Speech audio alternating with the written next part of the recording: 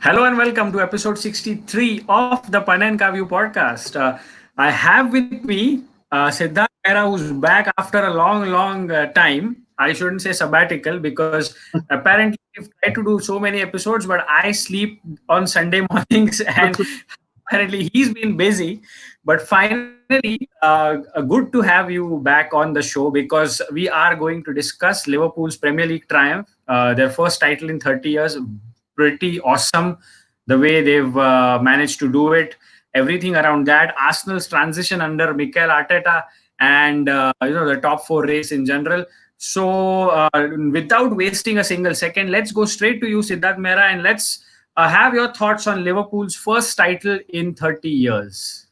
So if you see me adjusting my hat, that's my homage to Jurgen Klopp and his hat. I have a Liverpool hat, with the German flag on the side, but that's why I decided to just put on a hat. Yeah, but this is unbelievable achievement by Liverpool. Really, I mean, to win it, but because of trying and also to win it as emphatically as they did, and then having to wait, for about 3 months before you can play those two games that would have or three games that would have sealed the title. That's kind of, you expect the worst with Liverpool fans, right?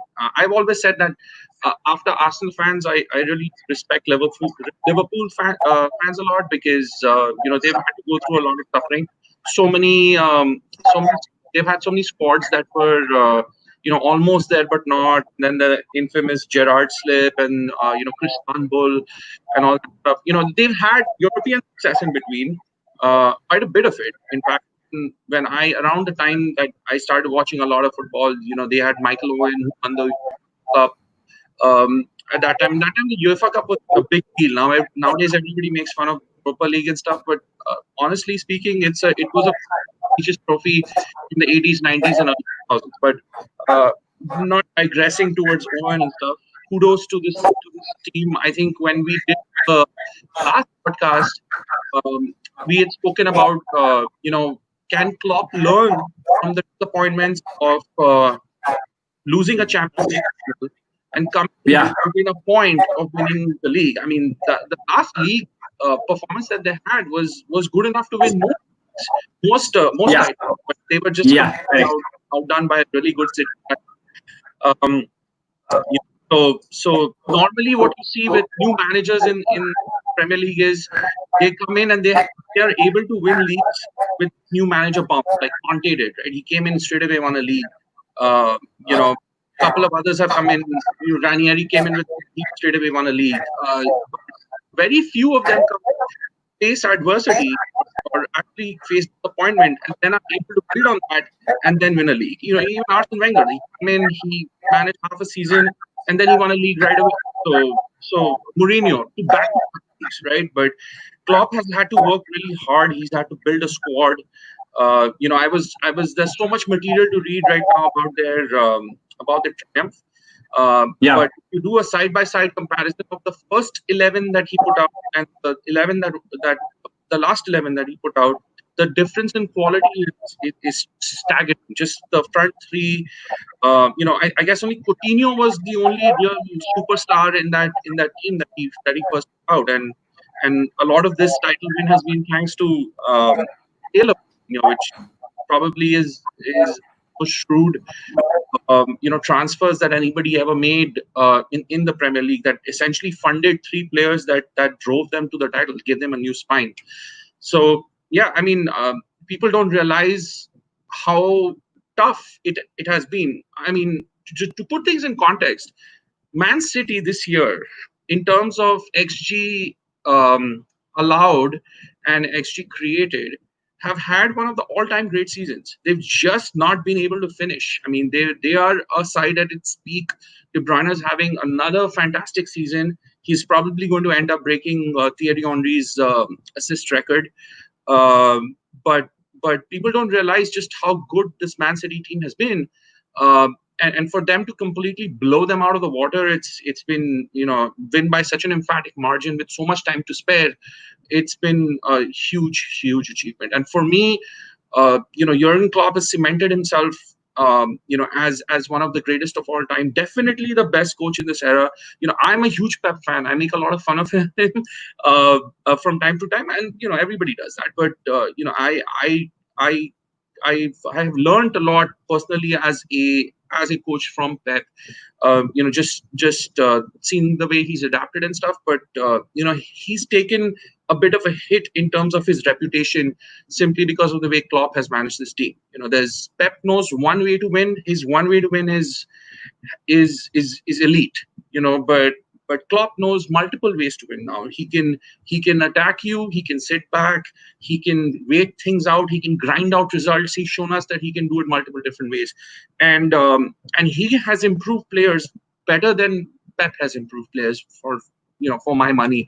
So Liverpool better hold on to Klopp as long as they can. Hopefully they can make a run at the title next year as well. I think they'll have to make some purchases. They can't have another season where they don't buy anyone, because there's some complacency will set in, right?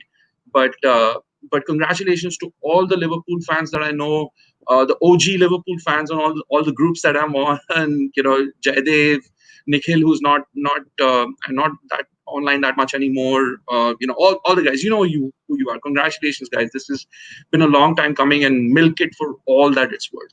I will say, still, Fabinho's still a bum, though. I mean, he's. I will maintain that. I don't care what anybody says. He's just ready by Henderson, right? So that's my initial take on Liverpool. Congratulations, guys! Tremendous. Definitely. The one thing that you spoke about is Jurgen Klopp and how he has managed to win it. He has multiple ways to win it. But let's talk about the first day of his appointment and the line, from doubters to believers. And he stuck with that. If you look at the 11 right now, and if you look at the 11, then there are only three mainstays from that team. But also that brings into picture the FSG model that's been talked about. That's become a global success now. And we've spoken about this offline a lot. And we've read a lot of their articles, especially the 2018-19 part when 9 commercial deals were signed by FSG. And, that has elevated them. Let's talk about that FSG model as a whole. Yeah, absolutely. I mean, FSG obviously is near and dear to me because of them being located in Massachusetts, in Boston. They own the Red Sox, and the Red Sox, nobody really follows baseball until the playoffs, and then everybody becomes a baseball fan here. But FSG came in and were able to take, I think, a 80+ year drought and turn the Red Sox into a championship winning side. And since then they have won multiple championships. So FSG, like a lot of American owners in the Premier League, and we know more about that than anybody else because of the Cronkies and Arsenal, have been much maligned. What do these Americans know about football or soccer or whatever it is that people try to make fun of? But this is the model that people should be following, right? It's self-sustainable. It's based on analytics and scouting and good coaching. And that's how FSG manages their other franchises as well. If you've read or seen the movie Moneyball, there's it's about the Oakland A's Athletics and Billy Beane and how he leveraged sabermetrics, to create a team that was punching above its weight. They never really won anything, but they were able to get players on really good deals and create a very profitable sort of franchise model, right? If you watch the movie, you've seen the scene in which Billy Beane is interviewed by John Henry at the Red Sox at Fenway Park for him to come and manage the Red Sox. So Billy Beane declined that, and he wanted to stay with the A's, and he's since become a evangelist for analytics. But FSG went ahead and hired somebody else who adopted that Billy Beane model and was able to turn the Red Sox. So he took that analytics model and applied it at scale, and they were able to win multiple championships off of the back of that, right? So analytics doesn't mean that you have to only look for the cheapest deals out there, the value deals. You can also look for the expensive deals that will become short hits, and that's exactly what they did with Michael Edwards. FSG believe in hiring really well and giving people the resources that they need, and then getting out of the way. John Henry doesn't really participate in the day-to-day workings of Liverpool Football Club. Michael Edwards is the guy who's kind of risen through prominence. And if you have a subscription to the Athletic, I would suggest going and reading the piece on him that they've done. It's really there's a lot of good information in there as to how he came through the ranks to be where he is right now. So, the beautiful part about this whole model is that they sold really well, right? I mean, they bought well, but they were obvious buys. Everybody knew Van Dijk was going to be a good player. Everybody knew that Alisson was a significant improvement on Karius and Mignolet. Everybody knew, if you have been following Salah, you saw the season that he had with Roma. Nobody thought he would be as good as he was in the Premier League, but you knew that you were going to get goals from him, right? You would at least expect him to give you 20 goals and assists, right? And he's surpassed that in multiple seasons. And Mane was a bit of a sleeper, but you could see he was doing decently at Southampton. So they bought well, they bought obviously, but they sold incredibly well. I mean, you're getting 26 million for Mamadou Sakho from Crystal Palace, right? That's insane. I think they sold Danny Ward for a really huge amount as well. They sold Coutinho for 140 million. On what planet is Philippe Coutinho worth 140 million? It was just an absurd deal for them to do. Barcelona will go out of the way to do deals like that, but essentially their net spend in the last 5 years is 92 million pounds, which is ridiculous. I mean, there's clubs in the bottom half that have higher net spend than that. So that's really the FSG model. Hire well at all levels, including people who run your club, the commercial people, the technical director, the analytics team, the coach, and then let them do their job. Sell when you need to. When you get an insane offer, they're not scared to sell people. And then buy quality based off of analytics and good scouting. So I think that's the model everybody should try and follow. Obviously, Klopp, being the coach that he is, can get you to that first place in Champions League. But if other clubs want to stay in the Premier League, that's probably the path that they should be looking at. It's and which is why this feels kind of special, right? Because you can come and say that, Liverpool have spent so much money and stuff, but yeah, they've recovered money too. They've not spent stupid money. They've not, you can accuse them of wasting money earlier on. When FSG first came in, there were some kind of questionable purchases like Balotelli and then Ricky Lambert and that kind of stuff. But to get to where they have gotten to today, you have to go through that tough period as well, right? So I mean, this is the path I think that they'll probably want to stick on as long as they own Liverpool, which I think will be for a while. And I think it's really commendable what they've done. I think one of the things that is a little bit of a outlier with this Liverpool team is usually when if you compare them to the Red Sox and the championship teams that they've had with the Red Sox, they don't usually do a lot in the following season. So they win a championship and they almost like take the next season off. Like they don't really do a lot of recruiting. They usually let players go who are seeking better contracts, and then they have a bad year and then they rebuild again from there. But they've won a championship after not buying anyone. So it'll be interesting to see what they do. They passed on Werner, I guess. Chelsea came in with like a ridiculous offer, but I think they still need to strengthen. I don't think Minamino is enough for them to keep a sustained run at the title, because Chelsea are strengthening. Man City are strengthening, but it'll be interesting to see how it plays out. But really, that's really the model you want to follow. Definitely. Well, very well explained that, goosebumps right now, if you can check. And there are a couple of things. There are a couple of things that I'm going to club here, and I'm going to ask you is this elite manager mentality. There are great managers. There are elite managers. Klopp is definitely elite. There's a statement that Gary Neville passed, and that is There are there are managers that turn 30 million players into 130 and 130 into 30 was a very Yep. strong statement. And Klopp is definitely a guy who can turn academy products into 100 plus million, transfer sellings. Let's talk a bit more on that. Robertson, Trent Alexander-Arnold easily could go for insane money if they went, isn't it? Correct. So good point, but caveat. All right. So Robertson is a good player. Robertson is a good defender. He's great at putting crosses in and stuff. So is Trent. But Trent is a little suspect coming back. If you see the Norwich defeat that they had, right? They continuously targeted Trent and the half space between him and the center back, and they got exposed multiple times. The fact is that Liverpool protect their fullback so well with their intense pressure in midfield that that never becomes an issue, right? So you do your best to hide your weaknesses. The way you can protect your weaknesses is the hallmark of a good coach.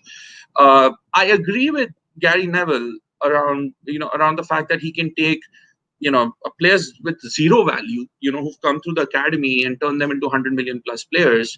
But I don't know if Trent will be successful at a Real Madrid. I don't know if Trent will be successful at Barcelona the same way he is at Liverpool. So there are a lot of players in there that have benefited from the system. All right. If you take a Salah out of Liverpool and put him in Real Madrid or in a Barcelona team, for that matter, any team in the world, you will get output from Mohamed Salah. He's just that talented, and he has that ability to be able to deliver, in multiple different systems. Sadio Mane too. I think he can do that just simply because his game has elevated from good player to elite level player. I honestly think he's more important to their system than Salah is. Although Salah is probably more talented. Firmino, not sure. I'm not sure if he can do it with another team. He did some with Hoffenheim. He actually had a really good record in the Bundesliga. I think he was the second most productive Brazilian after Neymar when he was in the Bundesliga or something like that. So kind of a little bit of a sleeper, but there are players that I personally think may struggle outside Klopp's system. So, but having said that, Liverpool don't care if somebody comes in with some sort of absurd offer for Trent or for Robertson, and they see value in that, then they should sell him. They need not worry about what happens after that, right? But you can elevate the price of a player, but that does not necessarily equate to improving the player to be able to play in multiple different systems, right? So I agree with Gary Neville to an extent, but I also think it depends on the system and the player that's being. Yeah, correct. Very well put forward. And just when you were speaking, the Sheffield took the lead, Spurs Okay. equalized, and then VAR ruled their goal out. So Sheffield still lead 1-0. So who scored for Spurs that goal got ruled out? There's a post from Shorja on the group, but I have to. I will check that out as soon as you're speaking on the next question. Well, let's move on from Liverpool. I mean, it's a great win. I think this win is special for many reasons, especially for self-sustaining clubs that believe in a self-sustaining model and the right way of doing it. For the first time in 16 years since the Invincibles, this felt like a proper win for me as well. I spent the last weekend reading on the FSG model, reading on the tactics between Klopp and Pep, and I waited and waited and waited and waited for this episode. And we can do many more of these going forward. You can see in my speech, and I wouldn't just come here for the sake of coming like last week. So let's move on to our club then, and let's move on to Mikel Arteta's Arsenal, the one that is in transition. Obviously, a 3-month lockdown, things coming to halt. Mikel Arteta being tested positive and then fighting back to normalcy. We knew that when he inherited the squad, it was going to be a mess to clear out. And what have you made of all these games that have happened so far, especially from the Man City game? So, couple of thoughts. We never really discussed Arteta in detail previously, right? We were still, I think this is the first one we've done since Emery went. So, Yeah, we haven't discussed save that. Emery We as can save that for another podcast. Let's talk about Arteta. So clearly he was always very highly rated, right? So, he was the initial choice. Then Gazidis chickened out, and we decided to go for the safer option in Unai Emery. Everybody made their peace with that because of his record. That Emery would be the guy. He might not win the championship. He probably won't win you a Premier League, but he might get you into top four. And he came really close to doing that. Objectively, yes, the football that he put forward was. So I still maintain that Unai Emery could play attacking football. He just chose not to, and that was his downfall, right? And he never really knew what identity to give this team. With Arteta, out of the gate, you had an identity. He was I hate to say this, but his ability to communicate clearly seems to be helping much better than Unai's did, and sometimes that makes a difference. So out of the gate, you could see that he had this system where he wanted us to press. He wanted to go on the front foot. He wanted to play out of the back. He had a left-sided bias where he was able to easily identify that Xhaka he wants to stay on the left. He doesn't want to go on the right. He doesn't want to play really deep. He wants to play on the left and facilitate our attack down that side. So first 2-3 games, you could make out that yes, there is a plan. There's a structure. He's asking people to track back. He's asking, he's making our defensive line look slightly less incompetent than before. Obviously there was some heartbreaks there. The game with Chelsea, which we should have won, we just completely got gassed in the second half. I think Lampard probably outsmarted him a little bit by bringing in Jorginho, and then Arteta couldn't react to that. But we gave them that game, right? And so initially. And then he followed that up with like a win against Manchester United, where for the first time in many, many years, we did not give United a sniff. There was not a single chance where I felt nervous or a single phase of play where I felt that United are going to score. They're putting on pressure, that kind of stuff. That is what this Arsenal team means. This Arsenal team cannot improve until you teach them how to defend. This Arsenal team cannot get to where we wanted to get without first building from the back. When Emery came on, we were like, okay, let's score goals, overwhelm these lower table sides, and the defense we'll worry about later. We'll probably have to buy some Koulibaly level player and a Dijk level player to fix our defense. But that I said that I will put it I was wrong. I think we need to teach our defenders fundamentals, and I think he's trying to do that right now. He's trying to balance that up with also a significant lack of creativity in our midfield. Thanks to Mesut Ozil, who's completely fallen off a cliff and is doing nothing for the amount of money that he's being paid. I think if we had a James Maddison or a Grealish or a half competent player who can be that hybrid 8 or 10 that's really popular right now in the league, we would have been in a much, much, much better place. I think, he has.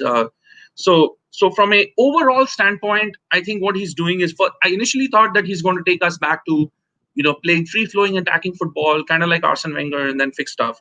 But as I keep watching matches, as I keep analyzing the numbers coming out of the matches, I'm seeing that he is trying to fix the defense first, trying to not allow as many shots as we were conceding under Emery, and that has kind of led to the Norwich game. I know it's still just Norwich, but there's still an okay attacking side. They were depleted by injuries at the back. They made a lot of mistakes yesterday, but for the first time in this season, in a long time as well, we allowed just 0.2 xG yesterday. We did not allow a single shot from inside the box, and that for this Arsenal team, that's huge. For a team that has who has two centre backs who are David Luiz and Shkodran Mustafi, that's huge. That's like, these are two supposedly clown car sort of players, jokers who can't defend. for them to have a near perfect game, I know Mustafi went off in the second half because he was like tremendously overplayed. Is it speaks volumes, for Arteta to be able to take a player like Mustafi, who everybody thought is on his way out, complete waste of 35 million, and have him become probably one of the top 5 players of the season, or the early Mustafi when we first find him, is tremendously commendable. And I think he knows the task is at hand. It's probably worse than what he thought it was. There are some players who will not, who have fallen out of favor with him and won their place back, like Ceballos, like Maitland-Niles. I think Guendouzi is probably one that won't survive the Arteta era. I think he'll probably be on his way out. I think he has a little bit of an ego. He thinks he's the next big French thing, and he may well be. But if you're, I'm behind Arteta. I like the fact that he has tried to build some sort of a meritocracy within the team, where if you perform, you play. If you don't perform, you're going to sit out. You're not even going to make the match day squad.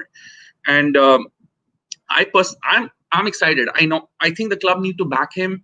I've seen enough in the last few games, in the time that he's been here, and in the last few games, to understand that any screw ups that we've had have been personnel related, and to some extent related to Arteta's inexperience as a manager, like Olympiacos. That game, that he could have been a little smarter in terms of his subs and some of the changes that he could have made. With Man City, I thought the team selection was kind of iffy, and then he was a little confused around some of the subs. So, and then with Brighton as well, I believe I think he didn't have the personnel because of the injuries and stuff, but he could have made better subs there too. And those subs that he made cost us the game. I think so he's learning that aspect, but I can see him learning. I can see him pick up from those mistakes that he's made and then try and improve upon them. Initially I thought he would just play 4-2-3-1 or 4-3-3. Now he surprised us by playing a 3-4-3. So he can show us he's adaptable. In the game yesterday, we switched from 3-4-3 to 4-3-3. In the second half, after Norwich started applying pressure on us, right? So I can see him learning. He seems like a smart guy. He seems like somebody who is open to feedback. He seems like someone who's self-critical, and I think he needs to be backed. And it doesn't need to be Thomas Partey. I mean, I would love to have Thomas Partey in the team. I think he would give us that physical presence in midfield that we've lacked for years. And Torreira is a presence. He's not a physical presence. He's a little bit of like a hound dog sort of thing. And then before that, we had Flamini. So let's not talk about that. But I think he needs the right profile of players to get us where we need to get us. And if we have expectations that are going to turn us into a top 3 team next year, that's not going to happen. The build is going to be slow and steady. There's a lot of shit in our club right now that he has been able to polish to some extent. This season and the remaining matches, are just going to be that. But I think there's like a serious overhaul required in the summer, where a lot of players need to be dumped, kind of like Mkhitaryan, where we just got rid of him to get his wages off, and then a couple of others too that need to go. So, very, very good point there, that he's trying to fix the team from the back, playing out from the back, trying to fix the defense first. And we saw a lot of posts saying Arteta is the Simeone right now, the new Simeone right Correct. now. And he's on his way to becoming the next Pep. Just let's talk around that for a bit. Yeah, so my friend Swarnadeep, who's who I chat with on a regular basis, just chat, and he's on another forum that we're on. He kind of brought this up, and initially everybody was like, the expectation was that he's trained under Pep. He's the one who's been instrumental in improving players like Sterling, and he's done some work with KDB as well. So we're going to see the same style, same positional play sort of thing that Pep has, the Juego de position that Pep likes to play, where everybody knows where to pass the ball because they know the players are going to be there. And lot of use of half spaces and structure and the way the team is set up, right? And lot of vertical ball movement and stuff. And lot of low crosses, which has been the hallmark of this City side. But that's not the case. He's not scared to mix it up. We've seen that his primary tactic has been to use overloads, and he's not scared to use the long ball. So you'll see primarily when we first started, the first run of decent games that we had with him, a couple of draws in there, was essentially David Luiz, trying to pick out somebody on the Saka on the left hand side, or Kolasinac on the left hand side with using a long ball, and then we tried to get Aubameyang into play, who then moved into the middle, right? And then Xhaka would cover the left back space or the left half space when the other players went forward. That's not a Pep tactic. That's something that he came up with, to maximize the play out of the personnel that we have, to get the best out of Xhaka, to get the best out of Luis. And that's something, if you notice the way Simeone plays, Simeone does that a lot, but he uses like a midfielder as sort of a target man from time to time, to play long balls down to his forwards, right? And I think initially, when they saw some success, I think he would use Gabi. I think Gabi was the midfielder, to do that. And I think that he's trying to, and the kind of compactness. Marcus. Huh? Yeah, Marcus Llorente for that purpose, the one you're talking right now. Right. Converted to a forward guy. The midfield guy converted to a forward guy. Correct. And then he had done this earlier. I don't know if it was Gabi, it was another player too. But that run, the first run they had to the Champions League final, I'll look it up, and we'll probably bring it up in the next podcast that we do. He used one particular midfielder a lot to play those long balls to bring his forwards into play, and it was tremendously successful. And I think Arteta's trying some variation of that. What he's struggling with a little bit is the right hand side. But I think that's also by design, because with Arsene and with Unai, one of the biggest mistakes, and this is fundamentals, this is like, this they teach you in like high school level or middle school level football over here, soccer over here, is don't send both your full backs up at once. Like we have taken so many counter-attack goals as a team in the late Wenger era and with Unai Emery, because both fullbacks were committed up the pitch. And even if you had a central midfielder back, that it was very easy to create overloads. He doesn't do that. With Mikel Arteta, it's usually if the left side goes up, Bellerin stays back. And, if Bellerin bombs forward, which is rarely, then the other side will stay back. So that's the basics. And this has been to Bellerin's detriment a little bit, and people aren't seeing the value out of Bellerin right now, because we are so used to him bombing up and down that flank. But I think he's trying to give Pepe as much opportunity while not completely abandoning that flank. So if you have Pepe cutting inside and Bellerin overlapping and then lose the ball, I don't think they can both cover backwards as quickly. You may think they can, but they probably won't be able to. So and there's no midfielder on that side unless you have Torreira, who can then shift over to cover. All right, they don't have that sharp profile there, because Ceballos is still further up. So I think that's a problem he needs to solve. From time to time, we've been able to get some success out of that. With those some of those Pepe goals from like top of the box or outside the box and stuff. But I think that's still a problem he needs to solve. There's not enough happening down our right hand side, for us to be a completely functional unit. Great. So we've spoken about the team. We've spoken about Mikel Arteta, and there is something we need to speak more about Arsenal, and that's the contract extension. I mean, Saka signed an extension, a great day yesterday, personally, because that guy needed to be tied down with the club. A very good prospect in the making, and you can see what he's contributed to this season. And there's Pierre-Emerick Aubameyang, who scored his 50th goal yesterday. That's one of the questions. 50th and 51st, correct. And there's a question is, should Oba stay at Arsenal? Obviously, we're going to say yes. How good is that contract extension looking? Do you think he will sign a new contract? So a couple of things. Let's tackle the Oba piece first, then we come to contracts. Okay. So should Oba stay at Arsenal?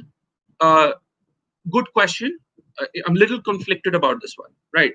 If we manage to extend him, if we manage to extend him and get rid of Ozil, I would say for sure, because Ozil in no way deserves the amount of money that he's being paid. Right. However, if we do sell him and get a decent amount, I would be okay with that too. So I'm good either ways. Uh, if I was looking at it very objectively from a running the club standpoint, I would say it's probably time to sell him because he's about to hit his drop off. And when that drop off happens for a player who relies on pace, but Oba's positioning is also really good. That you're going to see those 22, 23, 24 goals a season impacted. It might come down to 15 to begin with, then it'll start going bad from there. So if he doesn't want to stay, thank you for your service. You have done an amazing job in the face of these bums that you had to play with, and being played on the left. And then I can talk about him being played on the left as well for ages, but we'll save that for another time. I think I think I think what Arsenal really have to weigh is how much can they get for him. I don't think you're going to get. I don't think with 1 year left on his contract for a 31-year-old, you're going to get 40 million or even 30. I think you can get 20 to 25 realistically. But is it worth taking that 20 to 25? And can the person you get for 20 to 25 fire you into the top 4 next season? Right? That's the trade-off that you have to make. And Arsenal may just feel that it's worth taking that gamble simply because if he does get us there, then you make up the money that you would have gotten with his sale, right? That's probably around the amount that you would get just for playing the group stages or just for participating. And if he doesn't get there, then he leaves on a free. So either ways, it's going to cost me 20 to 25 million next year, right? So either I lose his value off of a free transfer, or I take the gamble and I make that money back. Let him go on a free. Make that money back by him getting us qualified. And if he gets us qualified, decides to say that that's an added bonus and stuff. So I am good either ways. I think most Arsenal fans are good either ways. The indications seem to be after Arteta's press conference yesterday, and some of the stuff that's being posted on Twitter between Aubameyang and Maitland-Niles. And the interview that he gave, it's starting to take like a positive direction after people saying that there's been an impasse. He doesn't want to entertain a thought of being in the league. Probably he may be feeling a little more positive than he was before by the last couple of results and stuff. But we'll see how it goes. I still don't think it's done yet. I think he's probably open to talking. It really depends on the money that he wants. If he wants 300K plus a week, are we in a position to pay that? I don't think we are. We can't have 2 of those guys on our books. It's just not feasible. That would be bad business.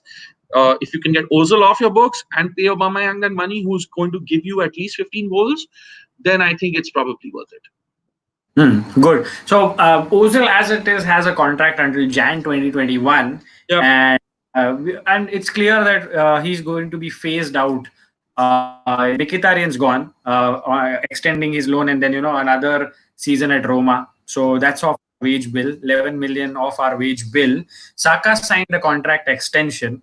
And I think it's pretty much we have a lot to discuss. Even the next time when we come. Let's talk about the contract situation. So we didn't really cover that. So Saka signing is a huge deal. It would have been a huge kick in the nuts if he had decided to leave after having the season that he's had. And really, I mean, he deserves a new contract. He guy has 11 assists. He's like not even 20 yet. So you're going to have to recognize that. At the same time, we can't be paying him the kind of money that Chelsea are paying Callum Hudson-Odoi. That guy makes 180K a week, and I don't even know what he does other than having a hyphenated name. So I think that Saka is well worth the money. I think he deserves it. He's a hill end product. He clearly clearly can adapt to play. He can play anywhere on the left hand side. When was the last time you saw an Arsenal player who could do that? He play left wing. He can play left center mid. He can play left back competently. He's probably a better left back than Kolasinac, and he's contributing. So absolutely no reason why we should not have extended it. I think people were getting a little nervous that it took as long as it did. But kudos to the Arsenal front office. They've taken a lot of shit over the last few months, with the whole, Kia Jurapchian is running the club, and why are we signing Cedric, and why are we signing Mari, and then why are we extending Luis? And I mean, realistically, the guys running the club right now know more than me and you about these players. All right. True. Yeah. Raul Sanllehi may have a different, may have this approach where he trusts agents more than he does just data. But sometimes you need that. You can't sit and bitch and say that, oh, we don't sign players like the big clubs do. And then when you are following the methodology that the big clubs do, then you're like, oh my God, this is not the way the club should be run. I mean, for every Pepe that you sign, for every Cedric that you sign, there will be a Guendouzi that we're going to go and try and find, right? There are, there is that scouting system is still there. It's not, we're not getting rid of it completely. We're not just calling people and trying to get their players. I mean, Cedric is a competent backup. I don't know who, I'm just trying to understand here. Chelsea spent a lot of money on Zappa Costa. All right. He hardly played. But when he played, he did okay. He didn't like screw stuff up. It's a backup right back, guys. Come on. At best, he will push Bellerin. At worst, he will leave after 4 years. And what is he on, like 60, 70K a week? I mean, come on. That's nothing given the amount of revenue we pull in. I can understand the angst around David Luiz and his contract. Again, a lot of it was based off of that Amy Lawrence report that came out. Yeah. That said that he's being paid 180K a week. We paid $6 million in fees to sign him, and then that was completely debunked just by looking at the amount of money that we spent on agent fees over the last year, which is a total of 13 million, which is probably the 7th highest in the league. We spent the same amount on agent fees as Spurs did, as West Ham did, significantly less than Man City, significantly less than Liverpool, significantly less than United. So, I mean, there's a lot. It's very easy to rile up Arsenal fans online. A lot of bloggers are doing this now too. Where they have this perceived notion of how a club should be run.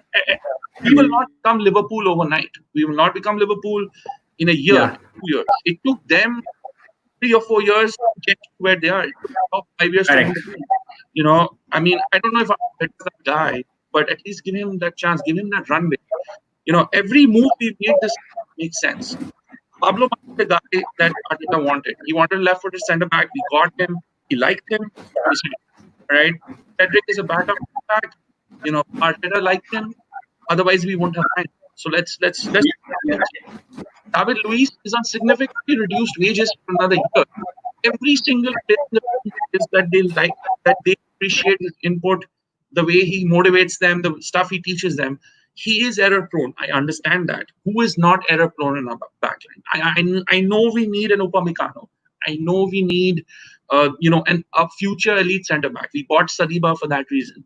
But you need somebody to kind of, allow those guys to break through. And that's where we are right now. We're a 6th, 7th place club. And those are the kind of players you will sign, for the time being. So I honestly, this week has been really good for Sanllehi and company. I mean, they've been, like I said, they've taken a lot of heat, but they've come out on the other side with a lot of, positives and a lot of the wage bill. And I think you that throughout the summer.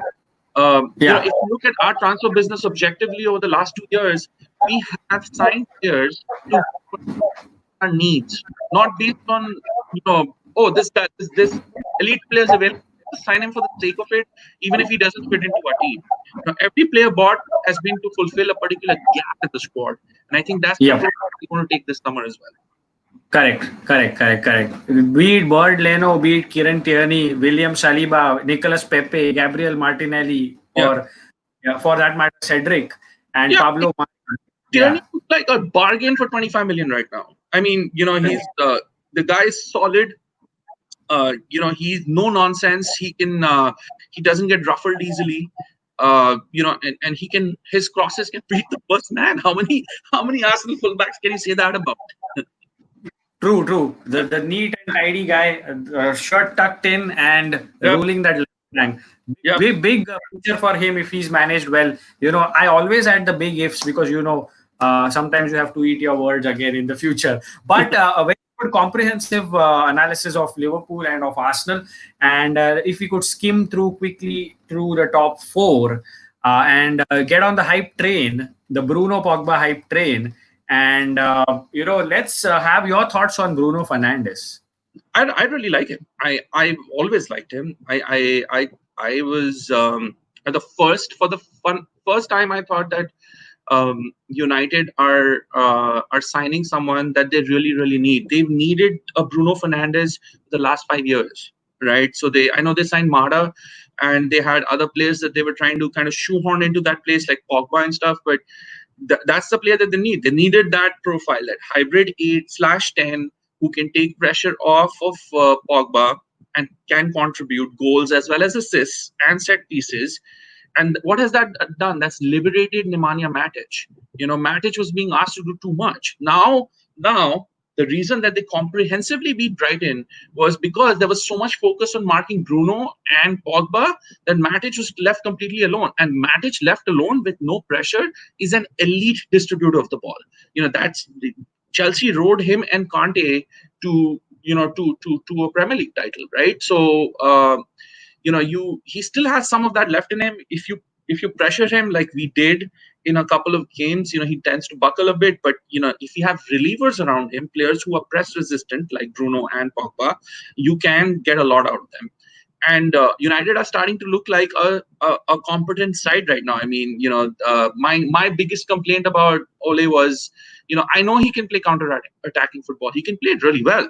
Can he play fluid, forward flowing football, right? Can he be the aggressor? And that's starting to come to the fore a little bit because of the signing of Fernandes. I also think that they are seeing a bit of a Bruno bounce right now because of people haven't figured out how to play Bruno Fernandes yet. There will be somebody who figures that out, and then that will permeate through the league, and you might see a little regression, or he just ends up being the elite player that he looks like right now. He could be on the way to becoming, and they write that. I think United can make top four. I think just based on the schedule alone, the games they have left, the playing style of the teams that they have left suits them. That they have multiple ways to get at them, and I think they have a path to the top four. They're my sleeper pick. I think they might actually they might go. That might be at Chelsea's expense. I also think Wolves have a chance, just simply based on Adama and Raul Jimenez's form. Adama is like downright unplayable right now. For a guy who was made fun of, so consistently that he can only dribble, he loses the ball, he has bad first touch. He's dominated games, and that's kudos to Nuno. And they have this kind of reactive, almost Leicester City title-winning side way of playing, but that's effective, man. If you have the right personnel, you can make it work. So my call right now, if you ask me, is that I think United and Wolves will make top four at the expense of Leicester and Chelsea. Leicester are in a bit of free fall right now. XG is catching up with them a bit. Yeah. They were outperforming XG significantly at the beginning of the season. That went under the radar because this was on Arsenal and other and Liverpool's good season and City falling behind. But people didn't realize how much they were reliant on Jamie Vardy's finishing ability, and that's starting to fall apart a little bit right now. I think Sheffield will not be in the mix. They've just had like setbacks with injuries and stuff. But those are my two sleeper picks. I think those two might sneak into the top four. Oh, great. So let's wrap it up on that note. I mean, we've fulfilled the agenda. We were, as it is going to speak about Liverpool's title triumph, Jurgen Klopp, and the FSG model. We are going to talk about Arteta, the transition process, the ins and outs, what needs to happen. We have pretty much to discuss, but that can get carried on the next episode. And we have a game in progress where Sheffield and Tottenham both scored for. Um, Sheffield, and then Kane equalized, and then it was ruled out, and we kind of missed Mourinho's masala. He was arguing for a bit, so we have to catch up on that. Also, we have the meeting of the champions in a couple of You, hours. yeah, In an hour, yeah, he will be giving and a guard of honor to, guard of to honor. Liverpool. So yeah. So make sure to catch on that. I think we've done more than justice to this episode. Thank you so much for joining on a short notice, and as always, being spot on there. So let's connect sometime soon, and let's carry on further. So, like I always do, here's your host Prasad signing out with Siddharth Mehra on this episode of the Pan and Kavyu podcast. Cheers, guys.